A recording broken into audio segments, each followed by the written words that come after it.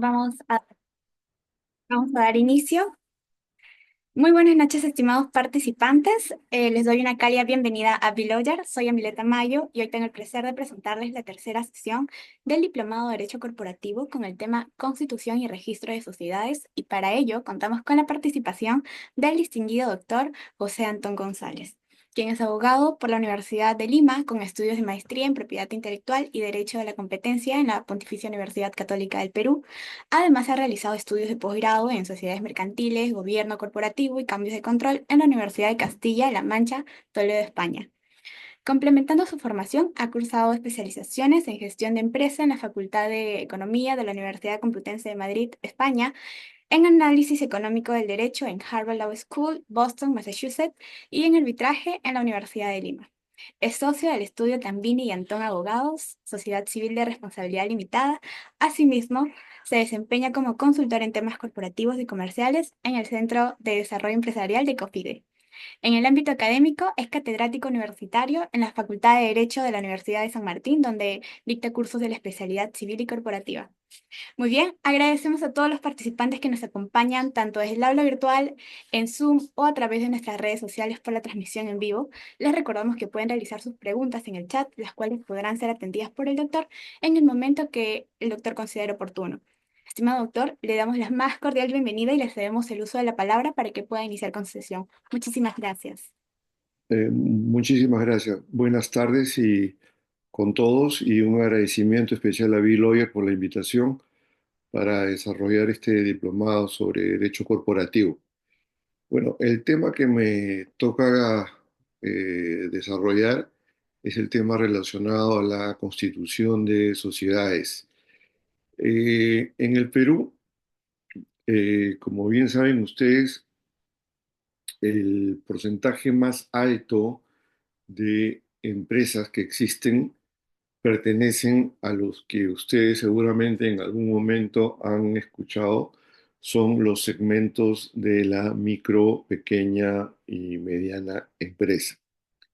Eh, en la experiencia que nos toca a nosotros en este ámbito de el ejercicio profesional, por ejemplo, esta gran masa de empresarios que existen en el Perú y que buscan conformar una empresa, en el 98% de los casos no tienen claro lo que supone un proceso de constitución de empresas y mucho menos lo que supone eh, gestionar una empresa, ya sea una sociedad o no, aquí en el Perú.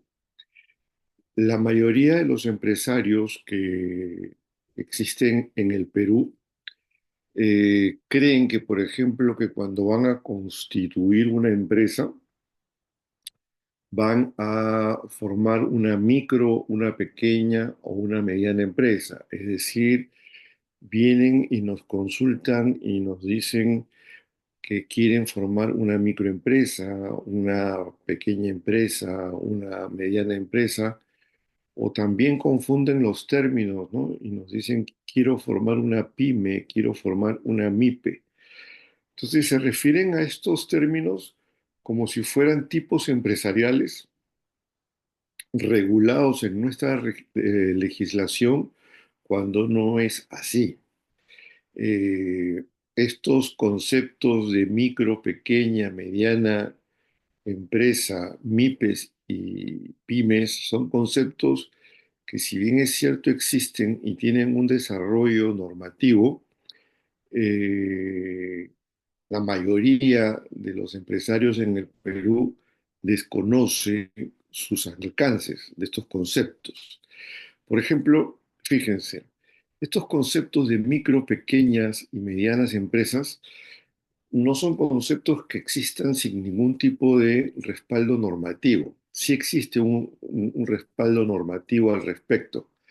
Es el Decreto Supremo 013 del 2013, del Ministerio de la Producción, que fue publicado el 28 de diciembre del 2013.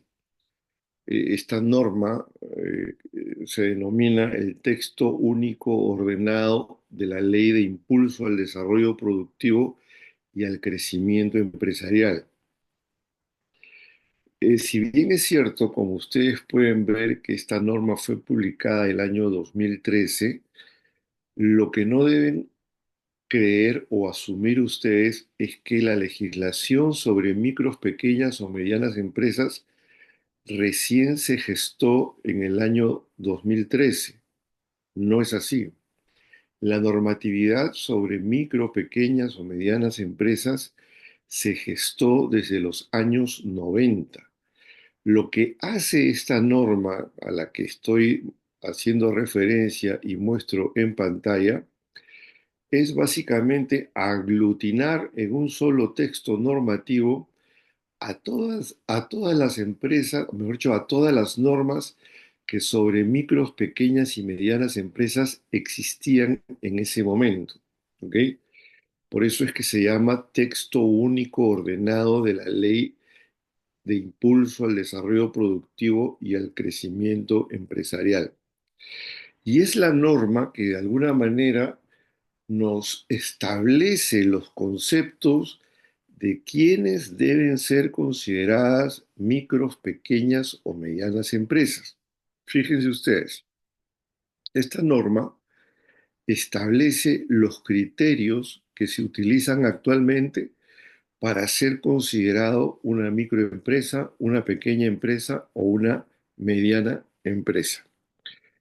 De la pantalla que estoy pasando en este momento, podemos ver, por ejemplo, que esta norma que les acabo de mencionar establece que una microempresa es aquella empresa cuyos volúmenes de venta al año, ventas brutas al año, no superan las 150 unidades impositivas tributarias. Como ustedes sabrán, este año 2025 la unidad impositiva tributaria tiene un valor de 5.350 soles. Eh, en tal sentido, en el caso de las microempresas, si es que una empresa no vende al año más de 802.500 soles, va a ser considerada una microempresa. ¿Ok? Si la empresa vende más de 802.500 soles hasta 9.095.000 soles, será considerada una pequeña empresa. Y si supera esos 9.095.000 soles hasta 12.305.000, será considerada una mediana empresa. La primera conclusión que podemos llegar de estos criterios empresariales que determinan quiénes deben ser considerados micros, pequeñas o medianas empresas es: el primero es que el único criterio que determina quién es micro, pequeña o mediana empresa son los volúmenes de venta. Y un tema importante es rescatar de que el número de trabajadores ya no es más un criterio para determinar quién es micro, pequeña o mediana empresa. Antes de esta norma que les acabo de mencionar del año 2013, el número de trabajadores sí era un criterio para determinar quién era micro, pequeña o mediana empresa.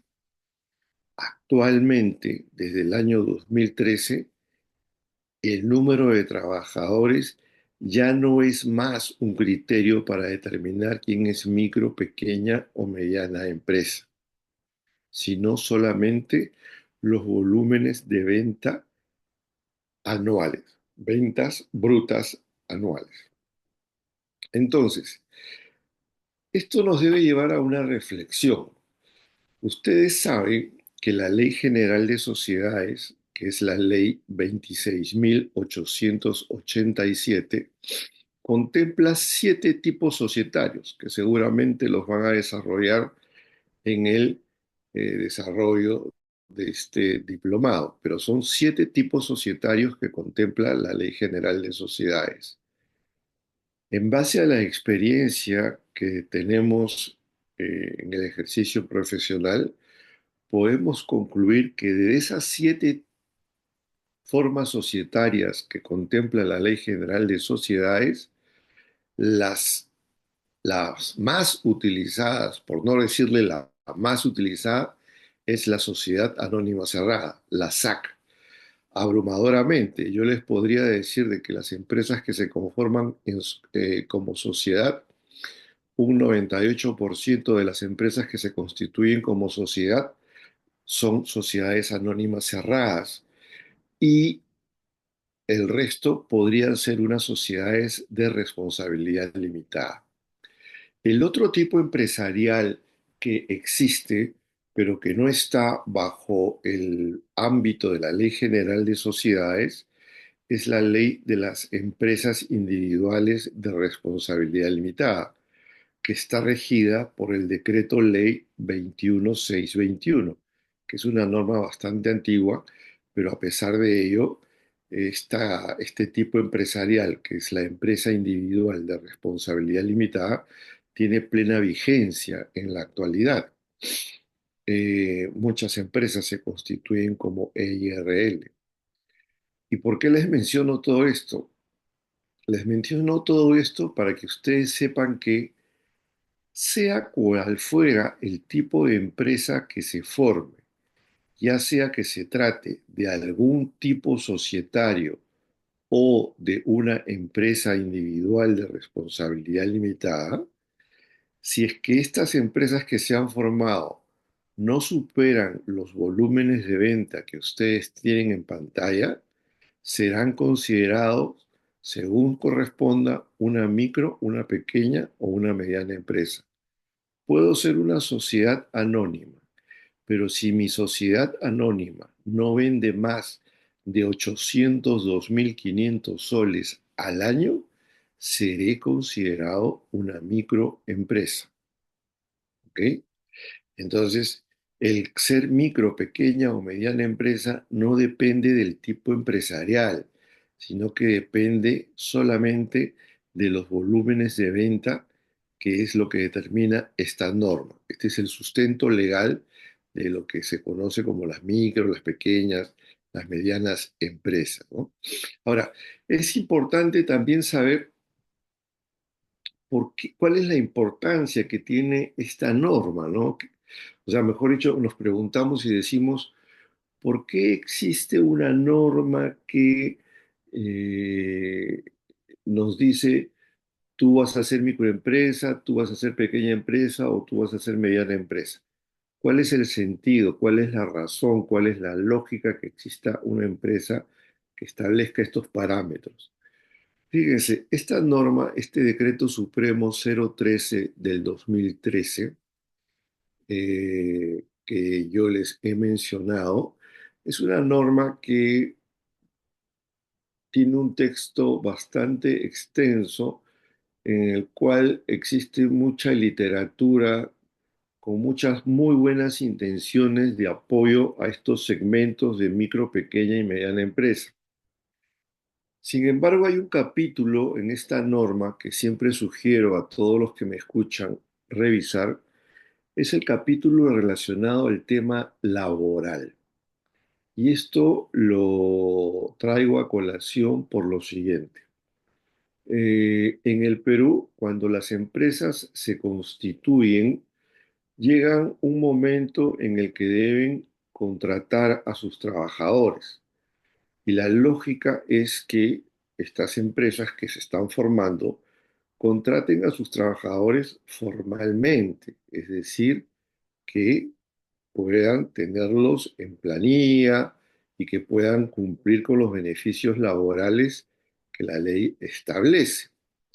Pues bien, está de más de decirle a ustedes que, porque ustedes lo deben haber escuchado, leído o vivido de repente directamente, en el Perú las tasas de informalidad laboral son muy altas.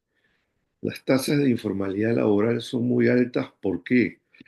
Porque las obligaciones que la ley impone al empleador son muy rigurosas y exige que el empleador tenga que cumplir con una serie de sobrecostos laborales que realmente segmentos pues como la microempresa que acabamos de ver se les hace muy difícil cumplir, ¿no?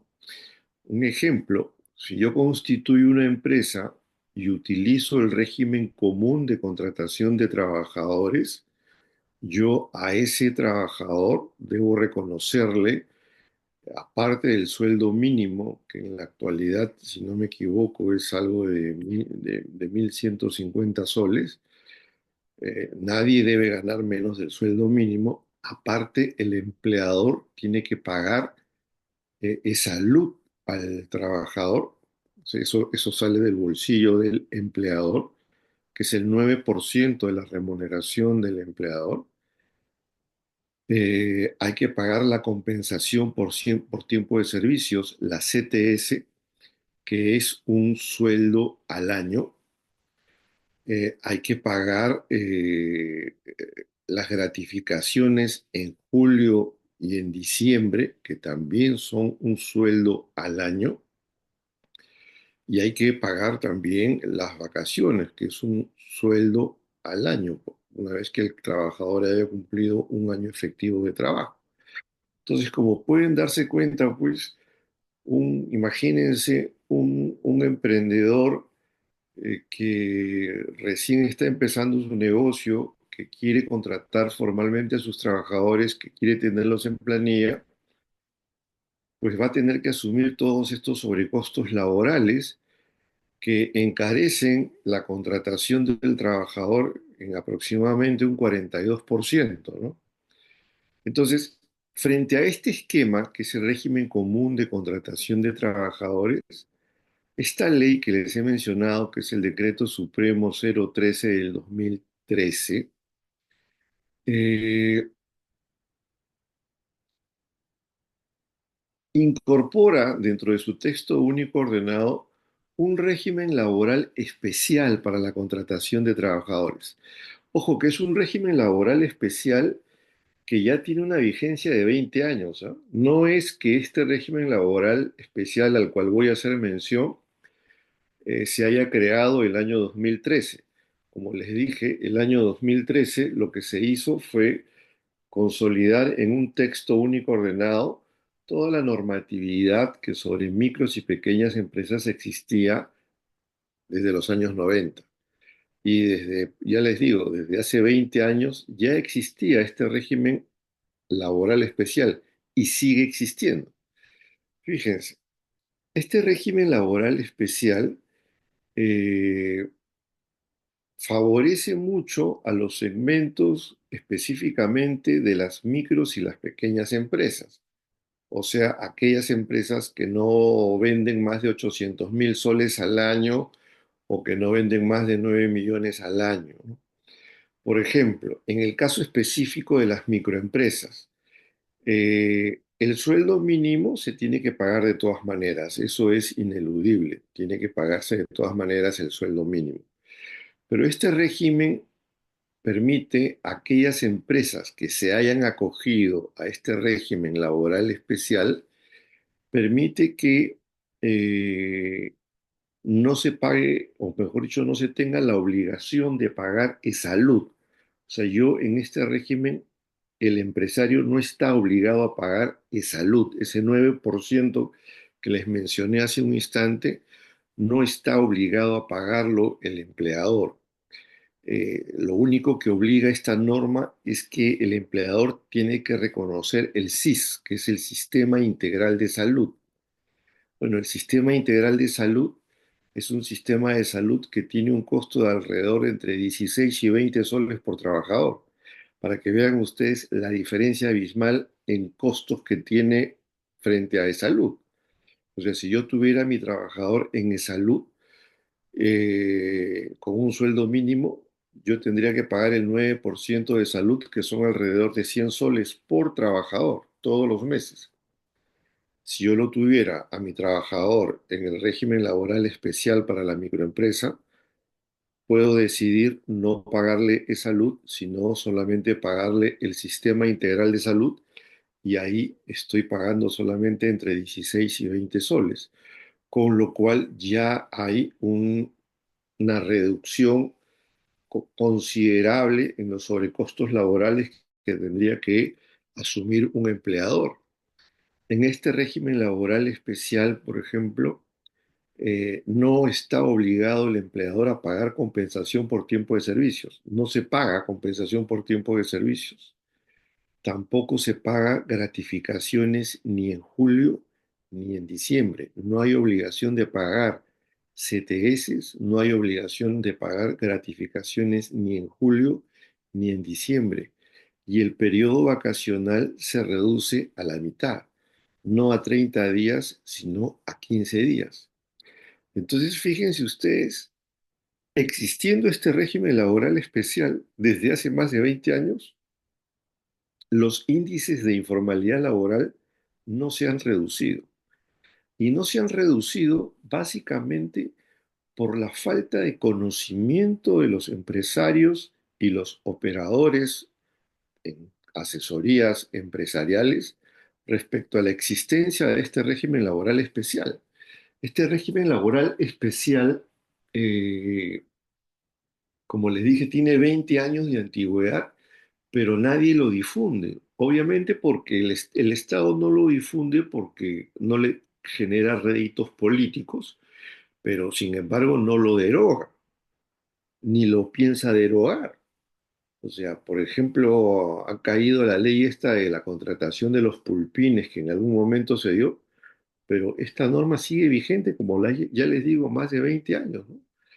Entonces, lo más saludable para una empresa que recién está empezando y que quiere contratar a sus trabajadores formalmente, tenerlos en planilla, ya sea a plazo determinado o a plazo indeterminado, es acogerse a este régimen laboral especial, elaborar los contratos a los trabajadores sujetándolos a este régimen, y el emprendedor podrá tener a sus trabajadores formalmente contratados sin miedo a que les pueda llegar pues una fiscalización del Ministerio de Trabajo o de SUNAFIL, porque mis trabajadores van a estar formalmente contratados, pero no me va a hacer asumir sobrecostos laborales que de repente en un inicio no estoy en condiciones de asumirlo.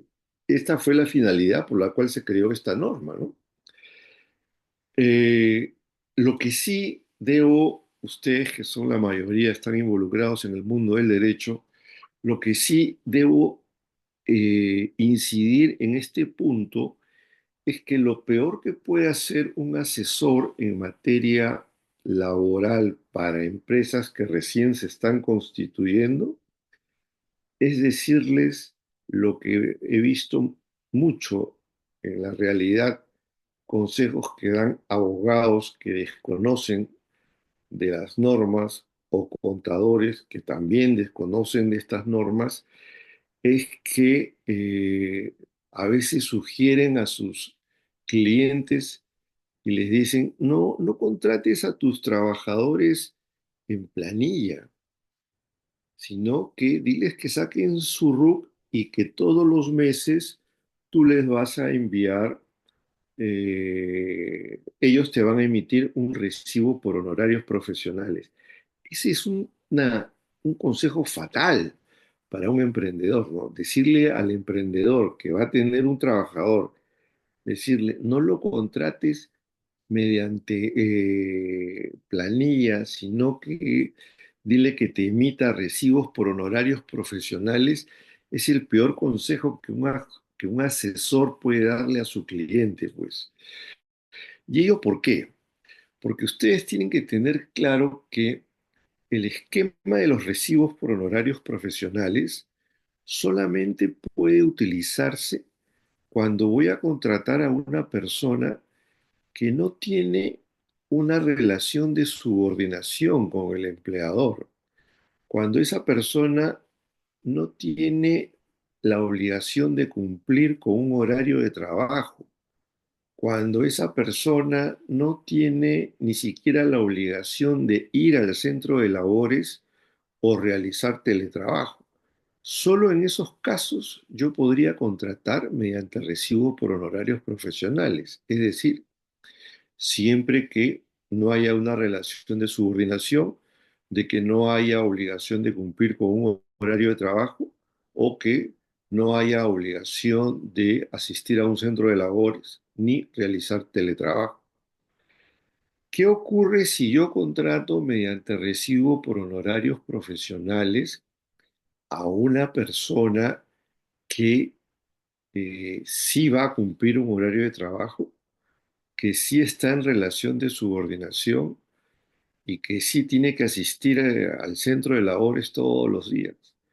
Lo que va a ocurrir es que cuando ese trabajador se retire o cuando menos se lo imagine el empleador, ese trabajador va a entablar una demanda de pago de beneficios laborales y va a ganar el juicio. Va a ir donde el juez y le va a decir, fíjese, señor juez, yo para esa empresa trabajé durante, qué sé yo, un mes, un año, 10 años, el tiempo que fuere, pero me contrataron bajo el esquema de recibos por honorarios profesionales, a pesar de que yo tenía un horario de trabajo, tenía que ir a la oficina todos los días. Aquí yo le demuestro, por ejemplo, los memorándum que me enviaba mi jefe, los correos electrónicos con las órdenes que me enviaba el jefe, los WhatsApp que me escribía el jefe, etcétera. Con esa información, el juez lo que va a decidir es ordenar a esa empresa pagarle todos los beneficios laborales que no le pagó a ese trabajador durante todo el periodo de tiempo que lo tuvo mal contratado mediante el esquema de recibos por honorarios profesionales. Por eso es que yo siempre sugiero eviten el uso de recibos por honorarios profesionales cuando se trata de contratar a una persona que va a tener un horario de trabajo, que tiene obligación de ir a la oficina, porque contratarlo mediante recibos por honorarios profesionales es simplemente convivir con una bomba de tiempo dentro de la empresa. En lugar de ello, lo más saludable es contratar a los trabajadores desde un inicio al amparo de este régimen laboral especial para las micro y para las pequeñas empresas, que me permite contratarlo a los trabajadores formalmente, y los sobrecostos laborales se reducen casi a nada, ¿no? Se reduce casi a nada. Entonces, eh, es muy saludable contratar a los trabajadores bajo este esquema, ¿no? Aquí me pregunta, dice, el régimen del decreto legislativo 728 es de aplicación supletoria en todo lo no previsto en la norma del régimen MIPE laboral. Así es. A ver, el régimen laboral especial que les acabo de mencionar contempla los beneficios laborales que les he mencionado. Ustedes saben que el decreto legislativo 728 desarrolla toda una literatura sobre los contratos laborales. Yo puedo, por ejemplo, contratar bajo el esquema del decreto legislativo 728 a trabajadores, por ejemplo, sujetos a modalidad, ¿verdad?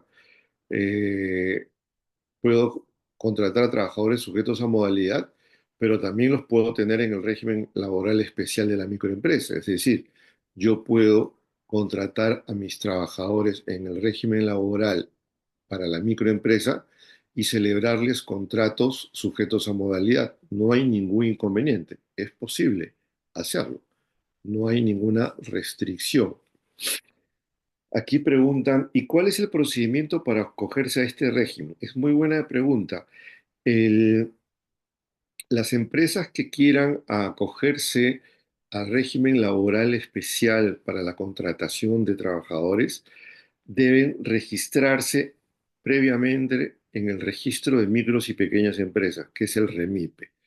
Es decir, que cuando la empresa ya se ha constituido y va a empezar la contratación de trabajadores y lo va a hacer bajo el régimen laboral especial para la microempresa, simplemente hay que ingresar al REMIPE y registrarse en el registro de micro y pequeñas empresas, que es un trámite que se hace de manera online.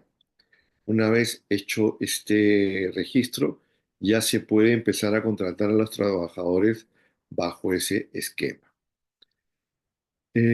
Aquí preguntan también, buenas noches, ¿una persona natural con RUC 10 puede ser microempresa? Sí, claro, o sea, una persona, o sea, mejor, una empresa con RUC 10 o una empresa con RUC 20 puede ser microempresa. En tanto no supere las 150 UITs de ventas brutas al año, es decir, los 800 y pico mil soles al año, ya sea que fuere un RUC 10 o un RUC 20, seré una microempresa. Las personas naturales con negocio también, pues es lo mismo. El RUC 10 es para las personas naturales con negocio en la mayoría de los casos, ¿no? En la mayoría de los casos, en la mayoría de los casos. Bien, continuemos. Entonces, la primera conclusión a la que hemos podido llegar es que una microempresa, una pequeña empresa, una mediana empresa, puede ser pues una sociedad anónima, puede ser una sociedad anónima cerrada, puede ser una sociedad anónima abierta, puede ser una sociedad de responsabilidad limitada, puede ser una EIRL. Lo único que hay que tener en cuenta para que estos tipos de empresas sean considerados micros, pequeñas o medianas empresas son básicamente los volúmenes de venta al año que pudieran tener, tal como se los he mencionado hace un instante. Ahora, cuando los empresarios quieren conformar una empresa, siempre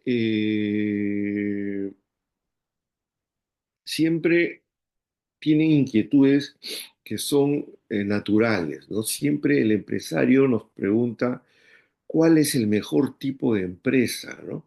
O qué empresa paga menos tributos, o qué empresa me va a favorecer para acceder a créditos.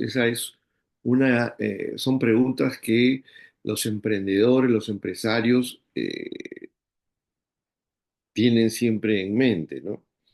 Por ejemplo, a la pregunta, ¿cuál es el mejor tipo de empresa? Fíjense ustedes que no podríamos nosotros decir que existe un tipo de empresa que sea mejor que otro. O sea, no. Quien sostenga que existe un mejor tipo de empresa es porque no sabe nada de derecho societario o de derecho empresarial. Todas las empresas que están reguladas o todos los tipos de empresas que están regulados en el Perú van a servir para poder formalizar el negocio que quieren realizar. El creer de que, por ejemplo, una sociedad anónima me va a hacer ver más bonito en el mercado que una IRL, y se los digo así, ¿no? Porque hay muchas personas que aconsejan simplemente porque escuchan y mandan el consejo sin tener ningún tipo de base.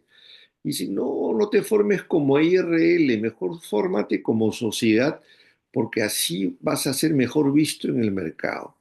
Esa idea anacrónica, vetusta, decimonónica, este, desfasada de creer de que un tipo de empresa, por el solo hecho de serlo, me va a hacer ver más o menos bonito en el mercado, es una total falsedad, pues. En el mercado las empresas son bien o mal vistas, no porque soy una IRL o porque soy una sociedad. Las empresas en un mundo globalizado desde el punto de vista empresarial son bien vistas o serán mal vistas por la calidad de productos o servicios que se brindan o por el perfil financiero que pueda tener la empresa. Eso es lo que básicamente me va a hacer ver más bonito en el mercado independientemente de que si sois una sociedad o soy una EIRL. Y esto se los comento ¿por qué? Porque he visto muchos casos en los cuales pues se constituyen empresas y el empresario pues se le metió en la cabeza porque alguien le dijo que quiere que tiene que formar una SAC, por ejemplo, pero no necesita tener socios, pero por el solo hecho de tener que formar una SAC que tiene que tener al menos un socio, pues colocan, no hay siempre alguien que dice, no, pero forma tu SAC, contrata, este, un socio que tenga el 99% y el otro el 1%. Y ahí esa es la gran solución para tener la sociedad, ¿no?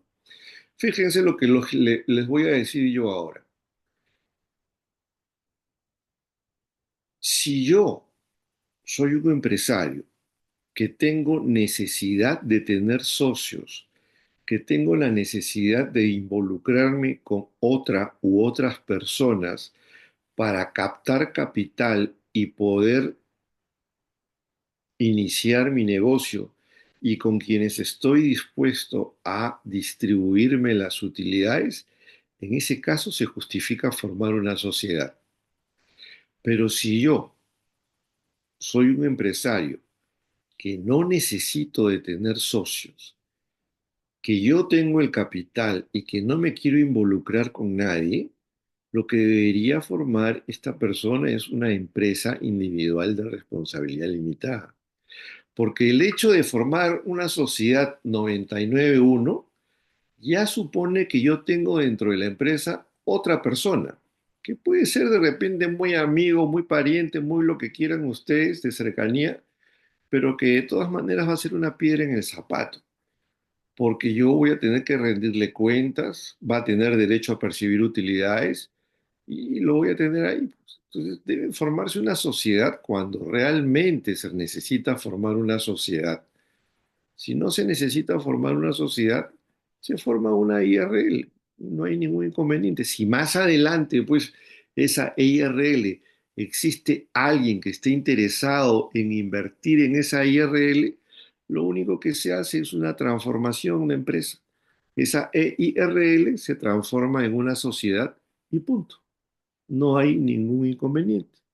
Entonces, eso de decir, mejor fórmate una sociedad porque vas a ser mejor visto en el mercado, es una total falsedad, es una total falsedad. Aquí preguntan, doctor, buenas noches, ¿una holding puede estar en el régimen MIPE laboral? Bueno, lo primero que tendría que tener claro, por la pregunta que me hace, puedo deducir que no se tiene claro qué cosa es una holding, ¿no? Una holding no es que yo voy a ir y voy a constituir un tipo de empresa que se llama holding. Eso no existe, pues. Eso no existe en el Perú. Una holding es un conjunto de empresas en las que hay una empresa que pertenece a este grupo empresarial que domina el mayor capital o accionariado de las demás. Esa es una, esa es una empresa holding, o mejor dicho, ese es un grupo holding, ¿ok? El holding no es un tipo de empresa, el holding corresponde más que todo al tema de los grupos de empresa. Una holding es un conjunto de empresas que se caracterizan porque en todas estas empresas existe una empresa que pertenece a todas ellas, pero que domina el capital de la empresa. Ese es un grupo holding. Ahora, que si la pregunta es que si las empresas que pertenecen a ese holding pueden sujetarse al régimen MIPE laboral, sí lo pueden hacer. No hay ningún inconveniente. ¿Ok? Aquí preguntan, dice, ¿un colegio que está prohibido de acogerse al régimen tributario de microempresa puede acogerse al régimen microempresa laboral? Fíjense ustedes, yo no he visto ninguna restricción legal respecto a los profesores de un colegio que puedan acogerse al régimen laboral especial para la microempresa. No hay ninguna restricción. Máxime si en la actualidad muchos colegios no se forman como asociaciones sin fines de lucro. O sea, si es que el colegio es una asociación sin fines de lucro, no va a poder acogerse al régimen laboral especial, no porque sea colegio, sino porque no se pueden acoger las asociaciones al régimen laboral de la microempresa, ¿ok? Pero si soy un colegio que se ha formado como sociedad anónima, como EIRL, no habría ningún inconveniente en poder eh, desarrollar a mis trabajadores en un eh, esquema laboral del régimen laboral especial, ¿no? Aquí preguntan, para una startup, una IRL no sería la más conveniente porque no hay acciones y cuando levantemos capital, ¿qué le puede equity? No tendría. No, pues, a ver, una startup para empezar puede ser cualquier tipo de empresas, incluso una EIRL, ¿ok?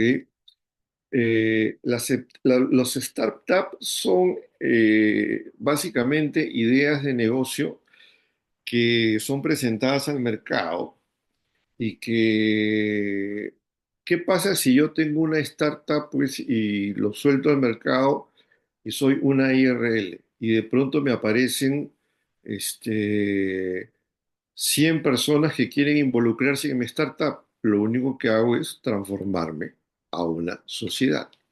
O sea, no hay ningún inconveniente. O sea, el hecho de tajantemente decir de que una IRL no puede ser una startup es una idea totalmente equivocada.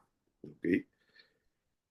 ¿Qué más preguntas acá? En el caso de las empresas digitales, teniendo en cuenta que todo está modernizándose, ¿cómo podría tributarse con monedas digitales ante esta nueva tendencia? Bueno, fíjense ustedes que todo lo que son monedas digitales, todo lo que es criptomonedas en el Perú no tiene ninguna legislación. En el Perú solo se tributa en soles, que es la moneda de curso legal. No existe legislación en el Perú sobre criptomonedas, por si acaso. Eso ténganlo claro. Que pueden comercializarse criptomonedas, sí se puede, porque la ley no lo prohíbe, pero no existe una regulación específica que diga que yo puedo pagar mis tributos mediante criptomonedas. Eso no existe en el Perú. ¿Ok? Bien, continuamos. Otra de las preguntas que se hacen el empresario es que qué empresas son preferidas para los créditos, ¿no? O sea, dicen, ¿qué empresas son preferidas para acceder a créditos bancarios? Se cree pues que hay un tipo de empresa que podría ser preferido por los bancos para prestarle dinero. Esa es una idea también totalmente equivocada. O sea, si tú eres EIRL, no te van a prestar. Si tú eres SAC, sí te van a prestar. Esa es una idea totalmente equivocada también. El sistema financiero, cuando va a evaluar el otorgamiento de un crédito a una empresa, no se va a poner a pensar de que si tú eres EIRL, a ti no te presto y tú eres SAC, a ti sí te presto. No es así. Eso es una idea totalmente equivocada.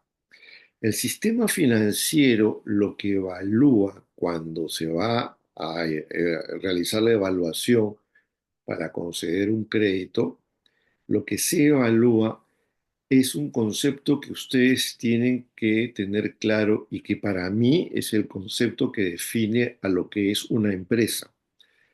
Y este concepto es el concepto de flujo de caja. Si yo quiero pedir un crédito a un banco, sea cual fuere el tipo de empresa que voy a formar, lo que yo tengo que demostrar es que tengo flujo de caja. Es decir, yo puedo ser una SAC, una IRL o el tipo de empresa que quiera y voy a ir al banco y le voy a decir, señor banco, quiero que me preste 100.000 soles.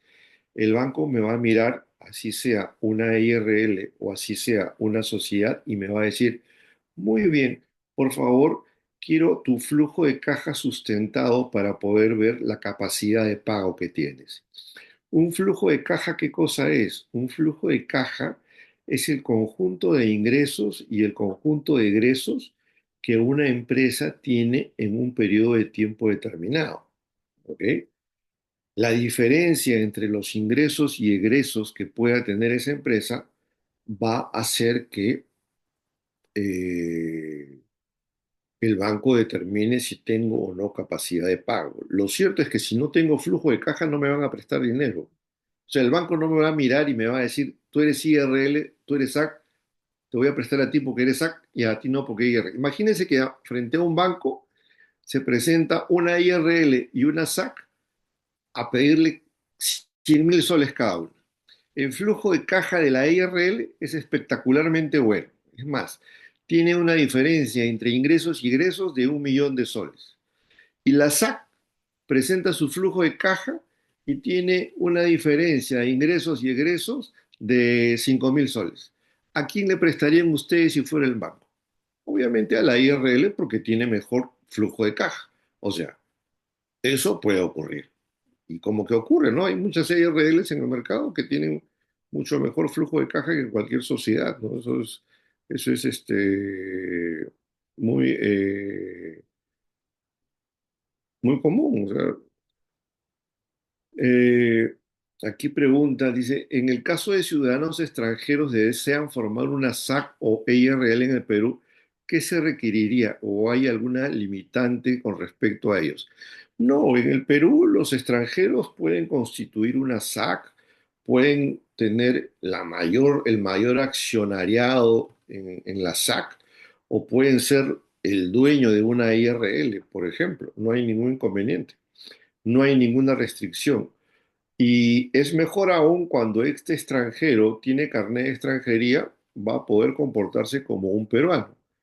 Pero si el extranjero va a conformar la empresa y su documento de identificación va a ser un pasaporte, el extranjero va a poder ser dueño de la empresa, va a poder ser dueño del mayor capital de la empresa, pero lo que no va a poder ocurrir con el extranjero es que no va a poder ocupar la gerencia general, porque la gerencia general de una empresa en el Perú recae en una persona que tiene que estar domiciliada en el Perú.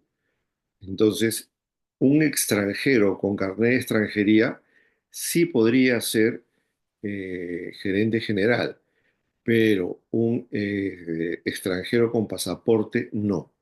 ¿Ok? Porque se requiere estar domiciliado en el Perú para ser gerente general. También pues nos preguntas qué empresa paga menos tributos. Y esto sí es muy importante que ustedes lo entiendan. No sé cuántos tributaristas habrán aquí compartiendo este diplomado, pero lo cierto es que en el Perú los tributos no se pagan por tipo de empresa. O sea, a veces me preguntan y me dicen, doctor, quiero constituir una empresa, pero quiero que me diga una empresa que pague menos tributos. No existe, pues eso, no existe. En el Perú, los tributos no se pagan por tipo de empresa. Es decir, no es que porque si soy SAC voy a pagar tributos de una manera distinta a la de la EIRL. Ello no es así. En el Perú, los tributos se pagan según lo que la empresa genere. O sea, si una empresa genera mucho, obviamente esta empresa posiblemente pague más tributos que una empresa que paga poco. Y si una empresa no genera nada, no pago nada. Así funciona el sistema tributario en el Perú. ¿Ok? Así funciona el sistema tributario en el Perú. Y ninguna empresa en el Perú se libra de estos dos tributos, ¿no? Todas las empresas están sujetas al impuesto general a las ventas y al impuesto a la renta. ¿Ok? El impuesto general a las ventas es un impuesto de periodicidad mensual que se paga, se liquida y se paga mensualmente. Yo no lo pago, lo paga quien me compra el servicio, el producto o a quien yo le presto el servicio. Si yo soy, qué sé yo, productor de conectores eléctricos y esto vale 100, entonces cuando yo lo venda, la SUNAT me dice, oye José Antonio, no te olvides de cobrarle el IGB a quien te compra. Ah, ok, no te preocupes, SUNAT. Entonces quien me compre me tiene que pagar 118. 100 van a mi bolsillo y 18 yo se los tengo que entregar a la SUNAT todos los meses. Eso es el IGB. Por eso es que se dice que es un impuesto indirecto, porque yo no lo pago. Lo paga quien me compró el producto o a quien yo le presté el servicio. El impuesto a la renta sí me grava lo que se quedó en mi bolsillo.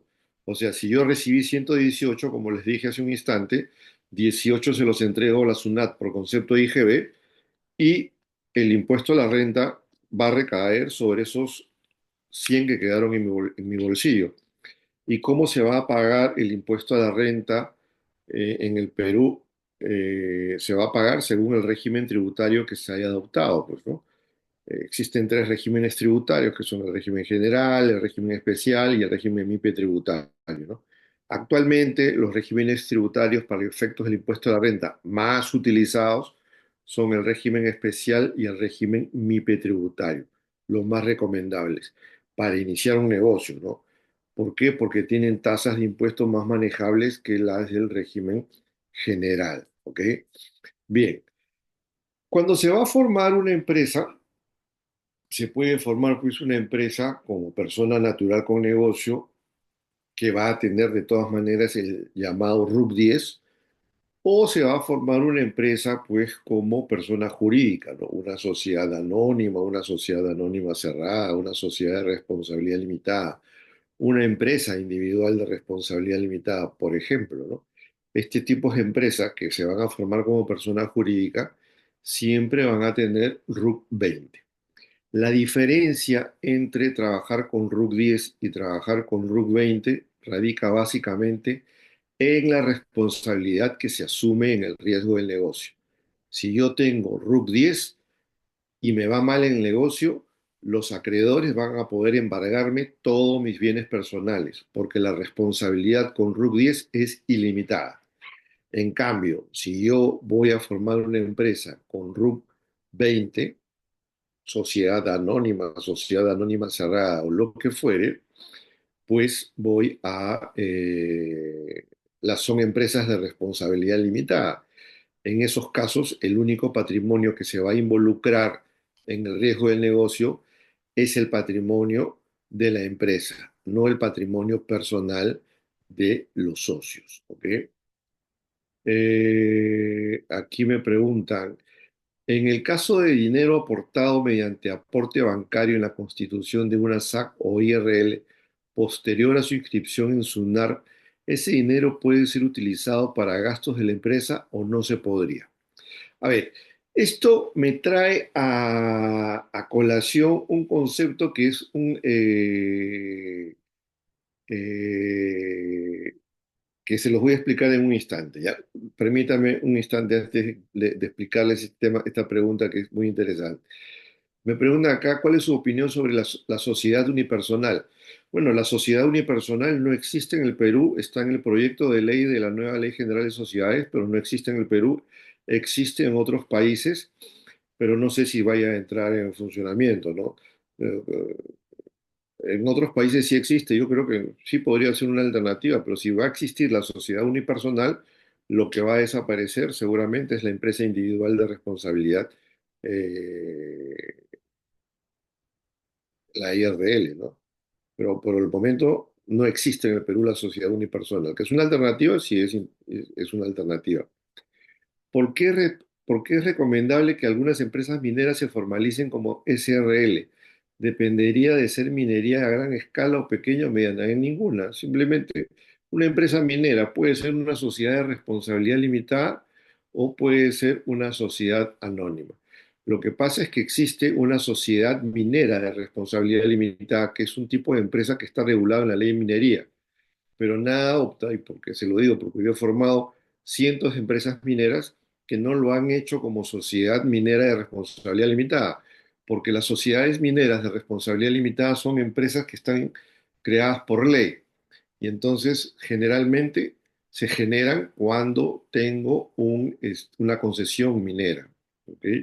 Una concesión minera, pero si no tengo una concesión minera y me voy a dedicar a la minería, yo puedo formarme pues como sociedad anónima, como sociedad de responsabilidad limitada, incluso como una IRL, no tengo ningún inconveniente. Dice acá, pero la sociedad colectiva también es ilimitada la responsabilidad a pesar de tener RUC 20. Es muy cierto. La sociedad colectiva es una empresa que tiene RUC 20, pero que es de responsabilidad ilimitada. Pero yo le puedo decir que en los últimos 40 años que yo tengo de ejercicio profesional, nunca he visto que se haya creado una sociedad colectiva de responsabilidad limitada justamente por eso, porque los socios asumen responsabilidad ilimitada. O sea, la Ley General de Sociedades contempla 7 tipos societarios, dentro de ellas la sociedad colectiva. Y déjeme decirle que en los últimos 40 años no se ha creado, ni he visto que se haya creado una sociedad colectiva actualmente. La EIRL es una empresa, es una unipersonal.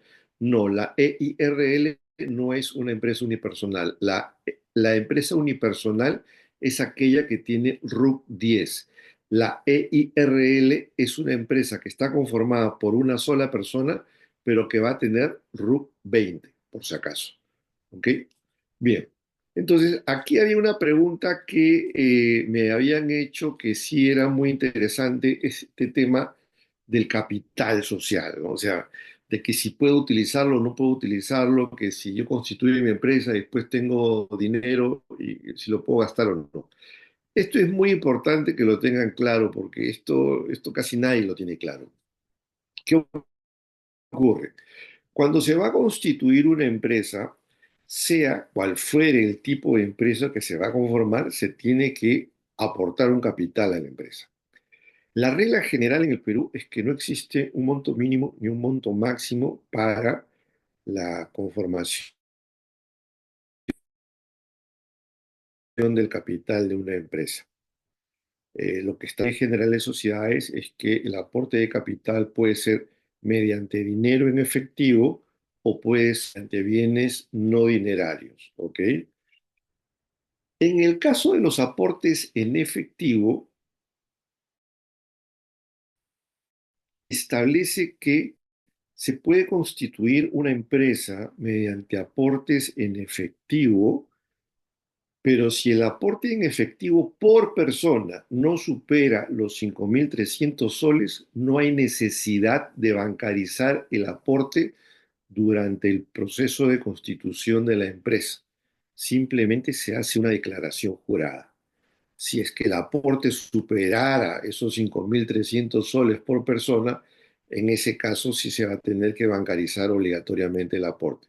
Pero en tanto no supere los 5.300 soles por persona, no hay obligación de bancarizar el aporte. Esto lo establece el decreto legislativo 1529. Los aportes no dinerarios es igual, o sea, los aportes no dinerarios no se bancarizan porque yo no puedo, pues si voy a aportar una computadora, ¿cómo bancarizo una computadora? Pues no, simplemente describo la computadora y le doy el valor de mercado que pueda tener y eso se va a plasmar en una declaración jurada. A donde quiero llegar es que a ustedes puedan asimilar el concepto del capital social. El capital social, fíjense ustedes, es una cuenta del balance de una empresa, pero es una cuenta que pertenece al pasivo de la empresa, ¿ok?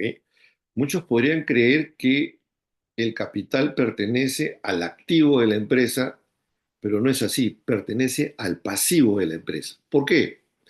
Porque fíjense ustedes, cuando se constituye una empresa, sea cual fuere, sea que se aporte dinero o sea que se aporte bienes, esos bienes o ese dinero conforman el capital de la empresa. La principal función de ese capital es el de servir de respaldo a la empresa frente a cualquier contingencia que pudiera tener la empresa en su desarrollo. Pago de deudas, por ejemplo, corregir el desbalance que pueda existir con el patrimonio neto o cubrir las pérdidas de la empresa, por ejemplo. Por eso que el capital social no se gasta. El capital social no se gasta. ¿Ok? Eso tenganlo muy claro. Si yo constituyo mi empresa con 10.000 soles de capital en efectivo y los tengo en el banco, muchas personas dicen, ah, sí, lo meto ahora y lo saco mañana, ¿no? Y qué feliz soy. No, pues, eso no, así no funcionan las empresas en ninguna parte del mundo. Porque el capital social tiene que, como función principal, servir de respaldo a las futuras obligaciones que pudiera tener la empresa. Y si al final de la existencia de la empresa no hay obligaciones que cumplir, ese capital tiene que ser devuelto al dueño de la empresa o a los dueños de la empresa. Pero yo el capital no lo puedo gastar. Yo lo que gasto es el capital de trabajo. O sea, la regla general en el Perú es que no existe un monto mínimo para la constitución de una empresa. Yo puedo constituir una empresa, digamos, con 10.000 soles de capital y me voy a dedicar de repente a la construcción de edificios. Obviamente, mi capital, mis 10.000 soles que están ahí, se van a quedar ahí. Lo que yo voy a gastar es el capital de trabajo. ¿Y ese capital de trabajo de dónde va a salir? Ese capital de trabajo va a salir del bolsillo del dueño o los dueños de la empresa, que le van a inyectar dinero a la empresa para ser utilizado en el negocio. Y en la contabilidad de la empresa se tendrá que crear una cuenta de préstamo en la que los socios le prestan dinero a la empresa. ¿Ok? En el tiempo, los socios decidirán si la empresa les devuelve ese dinero a cada uno de ellos o si deciden de repente de que ese dinero ya no se los devuelva a la empresa, sino que se convierta en mejor perfil financiero. Eso que va a generar un aumento de capital por capitalización de préstamo. Entonces, el capital social, señores, no se gasta. Lo que se gasta es el capital de trabajo. Esa criollada de que mete tu capital de 10.000 y al día siguiente lo sacas, es eso, una criollada, porque lo que estoy haciendo ahí es básicamente descapitalizar a la empresa, descapitalizar a la empresa. Aquí preguntan, dice, ¿un abogado que trabaja dando asesorías independientes puede constituir RUC 10? Sí, claro, puede tener su RUC 10 y emitir recibos por honorarios profesionales. Lo puede hacer, no hay ningún inconveniente, ¿no? No hay ningún inconveniente. El RUC 10 es para personas naturales, correcto. El RUC 10 es para personas jurídicas, correcto, así es. ¿Un abogado no es una persona natural? Sí, un abogado es una persona natural que si trabaja como persona natural va a tener un RUC 10 y que podrá, pues, si es que está acogido al régimen de cuarta categoría, emitir recibos por honorarios profesionales. Y si está acogido al régimen de tercera categoría, podrá emitir facturas también, pero tiene que tener en cuenta que como con RUC 10, la responsabilidad que asume ese abogado es ilimitada con todos sus bienes, ¿no? Aquí me preguntan, ¿por qué las notarías exigen la acreditación del aporte bancario por montos inferiores a 5.300 soles? Bueno, porque desconocen las normas. No me sorprende su pregunta, lamentablemente los notarios en el Perú son los abogados más ineficientes que existen, ¿no? Y el grupo de personas que trabajan con ellos también. Entonces, existe eso. Pues, si usted me pregunta por qué, es por falta de desconocimiento de los notarios. Pues, no, no le puedo decir otra cosa, ¿no? Eh, bien, entonces esto es lo del capital social, ¿no? O sea, a mayor capital, obviamente voy a ser mejor visto en el mercado, pues, porque si yo tengo un capital de 100.000 soles y quiero un préstamo de 10.000, el banco me va a mirar y va a decir, ah, sí, sí tienes 100.000 de capital. A ver, muéstrame tu cuenta capital. Ah, sí, ahí tienes la plata. Perfecto, perfecto. Entonces, por eso el capital no se gasta, ya se los he dicho, ¿no? Quítense esa idea de que meto la plata y después la saco, ¿no? Aquí pregunta, si el capital social es de 10.000 soles, ¿debe hacerse un depósito bancario? A ver, si el capital es de 10.000 soles y lo va a aportar una sola persona, es decir, va a ser una IRL, sí tiene que bancarizarse. Pero si el capital social va a ser de 10.000 soles y un socio va a aportar 5 y el otro va a aportar 5, simplemente se hace una declaración jurada y nada más. ¿Ok? Bien. Otro tema importante en el tema de la constitución de las empresas es el objeto social, ¿no? El objeto social. El objeto social es la descripción de las actividades a las que se va a dedicar la empresa. Y aquí sí tienen ustedes que tener algunos detalles importantes porque la descripción de las actividades tiene que ser detallada. O sea, no pueden ustedes hacer descripciones genéricas porque si no, registros públicos lo va a observar, ¿no? Hay muchas personas que ponen, "Pues, quiero que mi empresa sea una empresa de servicios generales, ¿no? Y si ustedes se ponen a pensar, ¿qué cosa significa servicios generales? A ver, definan servicios generales. No significa nada. O sea, servicios generales es una frase que hemos acuñado en el Perú, pero no significa nada, porque el término servicios generales para un constructor puede ser una cosa, para un informático puede ser otra cosa, para un publicista puede ser otra cosa. Entonces, nada, ese tipo de frases elimínenlas de sus descripciones de objetos sociales, servicios generales, una empresa multiservicios, no. La descripción de actividades tiene que ser detallada. La descripción de actividades tiene que ser detallada y descrita detalladamente para que el registrador lo pueda este, eh, entender. Y aquí me preguntan, ¿y lo de la ley de bancarización, esto respecto a los aportes generales?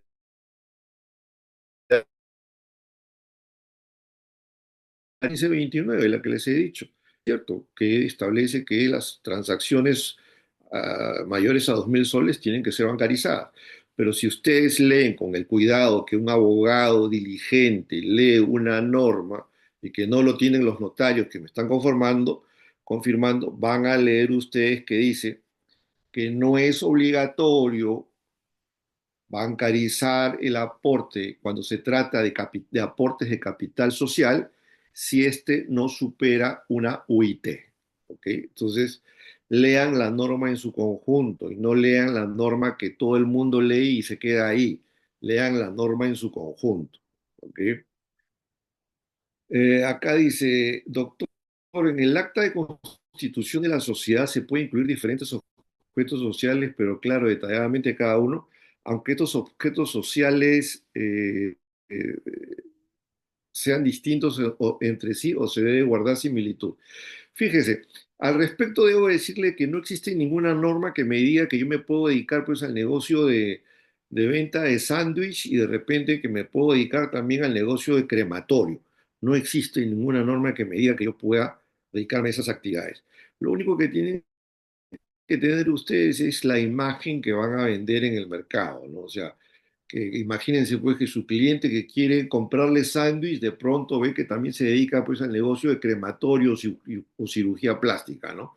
O sea, más que una restricción legal que no existe, es un tema de imagen empresarial, ¿no? La sugerencia es que las actividades traten de ser lo más conexas que puedan existir. Pero no existe una norma que impida crear una empresa con actividades distintas una con respecto de la otra, ¿no? Acá me preguntan, ¿qué opinión tiene usted de esas empresas que suelen describir 20 tipos de servicios en su objeto social como limpieza, logística, manufactura? ¿Le parece bien o considera mejor ampliar el objeto cuando se considera aptos para servicios a trabajar? Bueno, yo y que sí me ha pasado, ¿no? Que vienen clientes que quieren tener pues una cantidad de objetos sociales excesiva, ¿no? O sea, que lo pueden hacer, ¿no? Yo les llamo a esas las empresas mil oficios, ¿no? Las empresas mil oficios. ¿Que puede dar? Puede hacer. Que no me gusten es una cosa, pero que no se puede hacer, sí se puede hacer. Pero yo no comparto esa opinión. Yo, yo soy la idea que yo puedo hacer una descripción de mis actividades y que pueda vender al mercado un negocio que está especializado en algo, ¿no? Que está especializado en algo, ¿no? Sí, en el tiempo se puede modificar el objeto social, ¿no? A través de una modificación estatutaria, ¿no? Por ejemplo, los tipos de empresas más utilizadas en el Perú, pues son las empresas individuales de responsabilidad limitada, las sociedades anónimas, que seguramente ustedes la van a ver en el curso del diplomado, las sociedades de responsabilidad limitada, ¿no? Un detalle importante, por ejemplo, las empresas individuales de responsabilidad limitada son aquellas que están conformadas por una sola persona, ¿ok?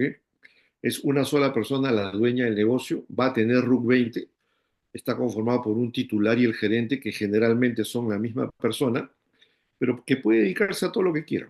y puede contratar trabajadores y puede vender todo lo que quiera, no tiene ninguna limitación. Luego vienen las sociedades, ¿no? Las sociedades que la ley contempla pues lo que son las sociedades anónimas, las SA, las sociedades anónimas cerradas, las sociedades anónimas abiertas, ¿no? Para empezar, todo tipo societario requiere mínimamente dos personas para que se constituya una sociedad, ¿ok? Dos personas, ¿ok?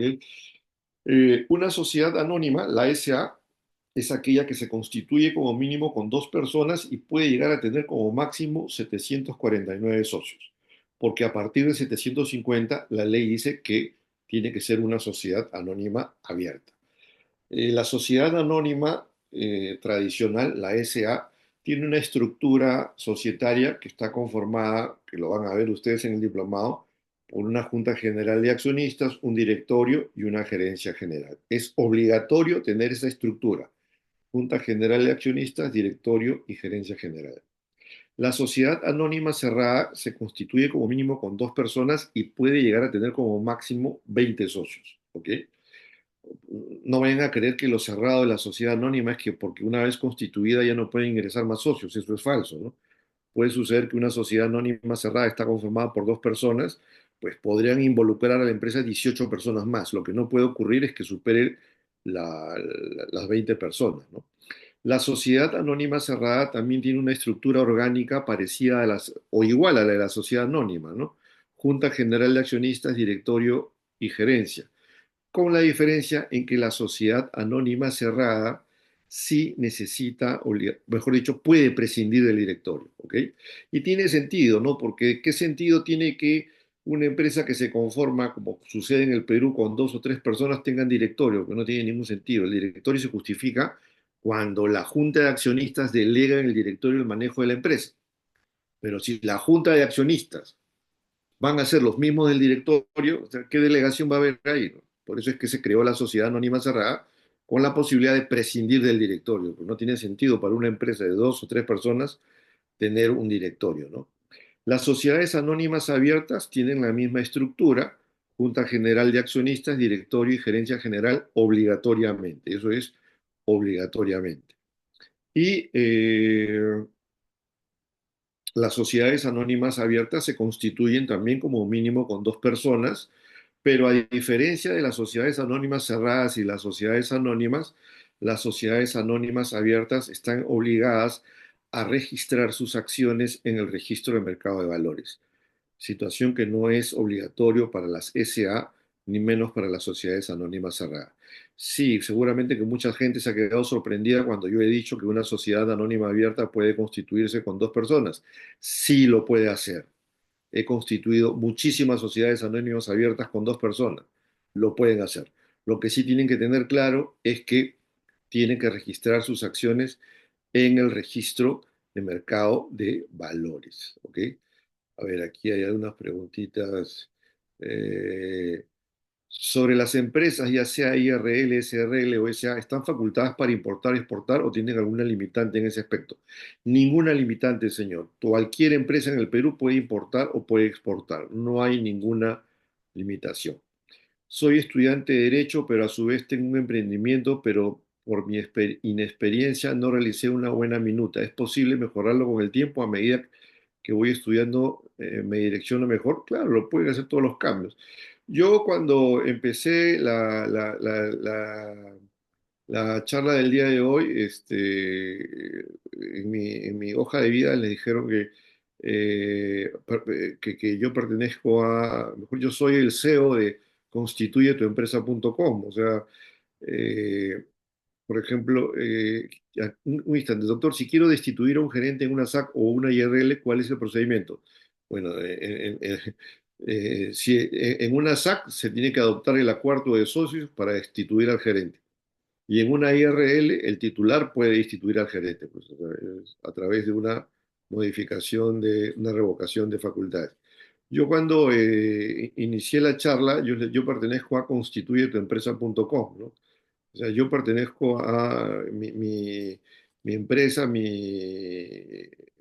que yo lidero es constituyetuempresa.com, que es una empresa que ya tiene como 30 años en el mercado y que se dedica a brindar todo lo que son asesorías y servicios de constituciones de empresa y todo lo que tenga que ver con el derecho societario y corporativo.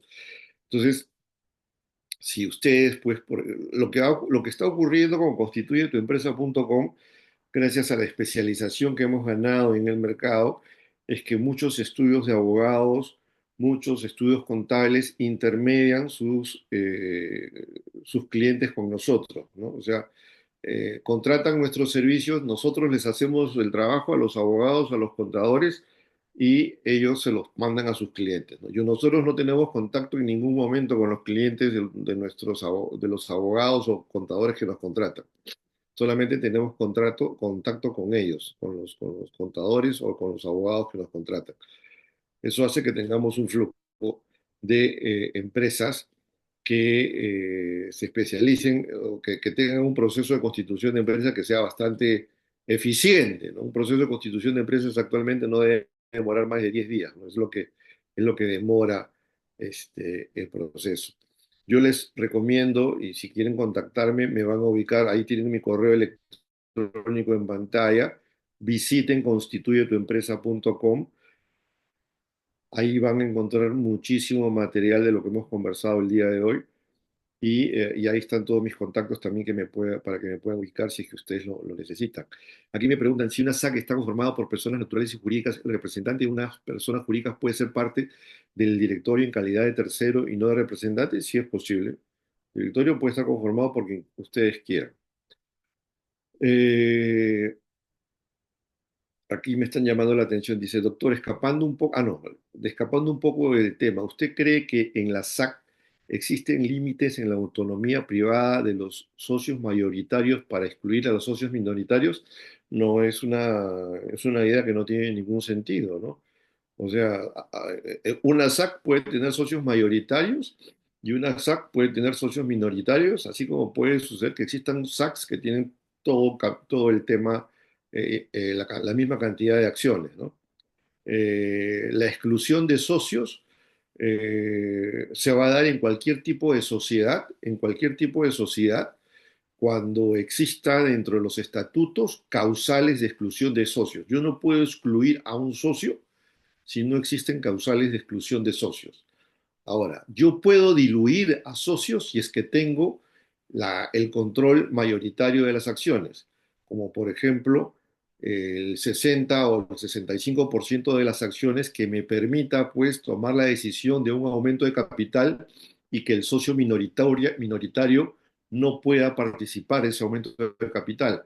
Ahí sí lo que puede ocurrir es que yo puedo adoptar el, lo que voy a hacer es licuar a ese socio, ¿no? Pero la ley establece que los porcentajes mínimos para poder adoptar un acuerdo de aumento de capital, por ejemplo, es el 66,6% en primera convocatoria y el 60% en segunda convocatoria. Pero la Ley General de Sociedades también establece que puedo elevar en el estatuto los porcentajes de toma de decisiones, ¿no? Con lo cual podría yo, de alguna manera, crear una franja de defensa para los socios minoritarios. Pues bien, yo agradezco a todos los participantes de esta charla el día de hoy y sobre todo porque es un grupo bastante interesante, 100 personas es bastante interesante. Manténganse en contacto conmigo, ahí tienen mis datos. Yo, si quieren hacer, si ustedes son abogados o están asesorando empresas en constituciones de empresa, no duden en contactarme, que yo estaré gustoso de poder asesorarlos y asistirlos en lo que fuere necesario. Agradezco también nuevamente la invitación del grupo B-Lawyer, que realmente realiza una labor bastante encomiable en estos cursos de capacitación en distintas sedes. Yo aplaudo la labor y siempre estoy a disposición de B-Lawyer para cuando lo estimen pertinente. Muchas gracias a todos por su participación y gracias a B-Lawyer. Sí, Hasta pronto. estimado doctor, muchísimas gracias y en nombre de todos los participantes y de de nuestra institución le agradecemos y expresamos su participación en este diplomado. De verdad ha sido un honor contar con usted y esperamos tenerlo en futuros eventos académicos. Doctor, muchísimas gracias por todo. Igual, hasta pronto.